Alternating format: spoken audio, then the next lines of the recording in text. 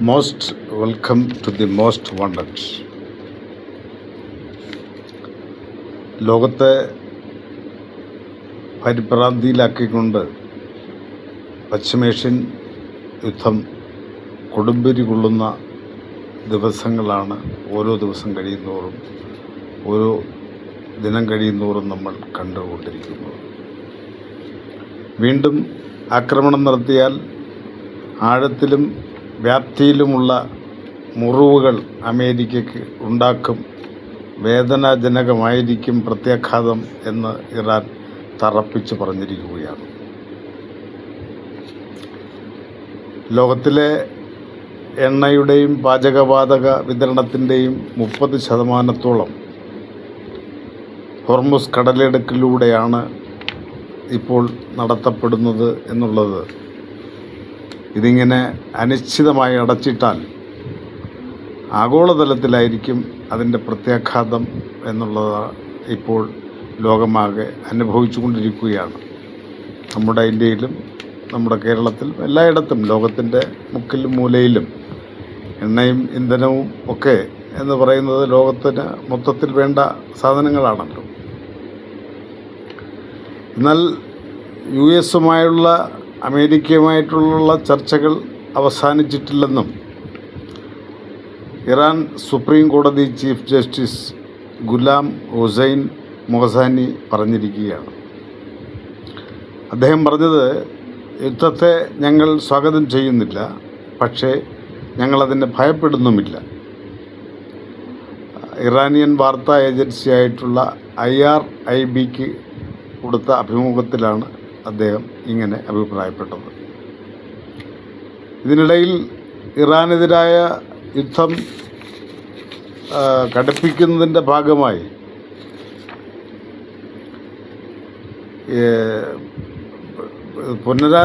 യുദ്ധം പുനരാരംഭിക്കാൻ അമേരിക്ക തയ്യാറെടുക്കുന്നതായിട്ടുള്ള റിപ്പോർട്ടുകളുമുണ്ട്. കഴിഞ്ഞ 24 മണിക്കൂറിനിടെ 6000 ടണ്ണിലധികം യുദ്ധക്കോപ്പുകളാണ് ഇസ്രായേലിൽ എത്തിച്ചതായി വിവരങ്ങൾ പുറത്തു വരുന്നത്. അമേരിക്കയാണ് ഇതൊക്കെ അവിടെ എത്തിച്ചത്. ഇസ്രായേൽ ടൈംസ്, ജെറുസലേം പോസ്റ്റ് എന്നീ വാർത്താമാധ്യമങ്ങളാണ് ഇത് റിപ്പോർട്ട് ചെയ്തിരിക്കുന്നത്.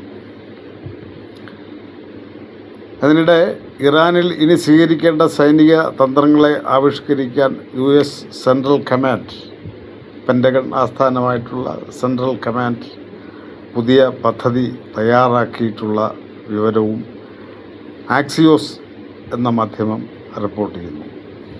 ഇപ്പോൾ ചുരുക്കി പറഞ്ഞാൽ ഇവിടെങ്ങും ഇത് അവസാനിക്കാൻ പോകുന്നില്ല. ലോകമാകെ പ്രതിസന്ധിയിലാക്കിക്കൊണ്ട് യുദ്ധം മുറുകുന്ന സാഹചര്യമാണ് ഏറെ പരിഭ്രാന്തി സൃഷ്ടിക്കുന്ന തരത്തിൽ വളർന്നുകൊണ്ടിരിക്കുന്നത്.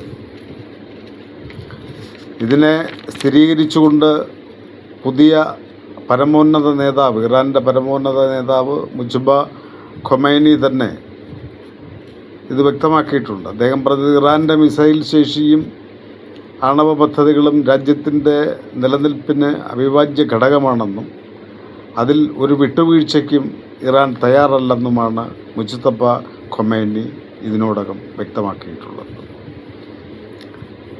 എന്നാൽ പുതിയ നിർദ്ദേശങ്ങളടങ്ങിയ പുതിയ പ്രപ്പോസലുകളുമായിട്ട് സമാധാന സന്ദേശവുമായി വീണ്ടും ഒരു മധ്യസ്ഥ ചർച്ചയ്ക്ക് വേണ്ടി മധ്യസ്ഥ വഹിക്കുന്ന പാകിസ്ഥാൻ വഴി അമേരിക്കയ്ക്ക് പുതിയ സന്ദേശങ്ങൾ അയച്ചിട്ടുണ്ടെന്നാണ് റിപ്പോർട്ടുകൾ പറയുന്നത്. ഇങ്ങനെയാകുമ്പോൾ വീണ്ടും ഒരു സമാധാന ചർച്ചയ്ക്കുള്ള സാധ്യത തെളിയേണ്ടതാണ്. എന്നാൽ ഇരുവശത്തും വെറും വാശിയോടും കൂടി ഈ പ്രവർത്തിക്കുന്ന പ്രവൃത്തിപഥത്തിൽ സമാധാനം പറയുമെങ്കിൽ, അരങ്ങിൽ സമാധാനം പറയുമെങ്കിൽ അണിയറൽ യുദ്ധക്കോപ്പുകൾ കൂട്ടിക്കൊണ്ടിരിക്കുകയാണ്. എന്നാൽ പുതിയ നിർദ്ദേശങ്ങളടങ്ങിയ സമാധാന കരാർ ഉണ്ടാക്കുന്നതിന് വേണ്ടി പാകിസ്ഥാൻ വഴി ഇറാൻ പരിശ്രമം നടത്തിയത് റിപ്പോർട്ട് ചെയ്തിരിക്കുന്നത് IRNA എന്ന് പറയുന്ന ന്യൂസ് ഏജൻസിയാണ്, ഇറാനിലെ തന്നെ. എന്നാൽ ഇതിനോട് സൗദി അറേബ്യ പ്രതികരിച്ചിട്ടുള്ളത് ഇറാനെ വിശ്വസിക്കാൻ കൊള്ളില്ല എന്നാണ്. അതിനിടെ ഇറാൻ വിദേശകാര്യമന്ത്രി അബ്ബാസ് അറാക്ചിയെക്കെതിരായിട്ട് രൂക്ഷ വിമർശനവുമായിട്ട് പ്രസിഡന്റ് മസൂദ് പെഷസ്കിയാറും പാർലമെൻറ്റ് സ്പീക്കർ ബാഖർ ഗാലിബാഫും രംഗത്തെത്തിയിരിക്കുകയാണ്.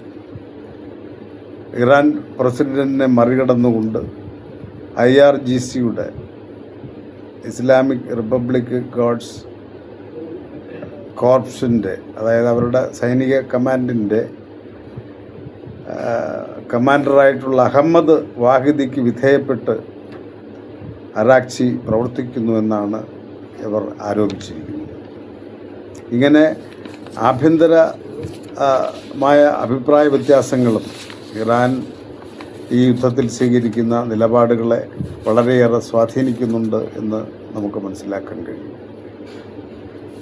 എന്നാൽ അമേരിക്ക എല്ലാ തന്ത്രങ്ങളും പ്രയോഗിച്ചുകൊണ്ട് അമേരിക്കൻ കോൺഗ്രസിനെയും വിശ്വാസത്തിലെടുത്തുകൊണ്ട് യുദ്ധതന്ത്രങ്ങളുമായി മുന്നോട്ട് പോകുന്ന കാഴ്ചയാണ് കാണുന്നത്.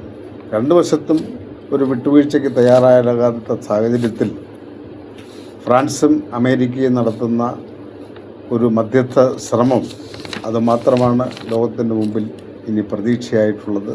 അതിനുവേണ്ടി നമുക്ക് കാത്തിരിക്കാം എന്നുള്ളതാണ് പറയാനുള്ളത്.